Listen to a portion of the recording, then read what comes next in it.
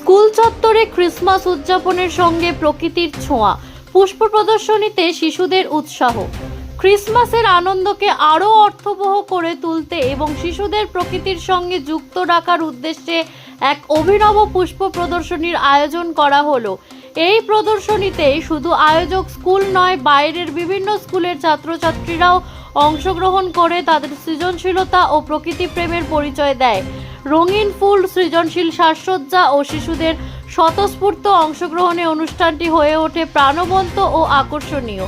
প্রদর্শনীর বিচারক হিসেবে উপস্থিত ছিলেন নন্দনের সম্পাদক প্রদীপ কুমার আগরওয়াল, পরিমল কর, গুরুকুল শিশুতীর্থের প্রতিষ্ঠাতা সৈকত চক্রবর্তী, স্কুলের অধ্যক্ষ অমলেন্দু নন্দী, নালন্দা কিন্ডারগার্ডেনের অধ্যাপিকা জ্যোতি বসু, উকিলপাড়া কিন্ডারগার্ডেনের অধ্যাপিকা পিয়ালি দাস ঘোষ, দক্ষিণ দেবীনগরের জিএসএফপি বিদ্যালয়ের প্রধান শিক্ষিকা কৃষ্ণা সরকার, ইউরো কিডসের প্রতিষ্ঠাতা সুজিত শীল সহ আরও বিশিষ্ট শিক্ষাবিদরা।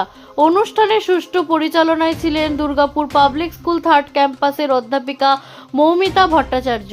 এই পুষ্প প্রদর্শনীর মাধ্যমে শিশুদের মধ্যে পরিবেশ সচেতনতা, প্রকৃতির প্রতি ভালোবাসা এবং সৃজনশীল মনোভাব গড়ে তোলার এক গুরুত্বপূর্ণ বার্তা তুলে ধরা হয়।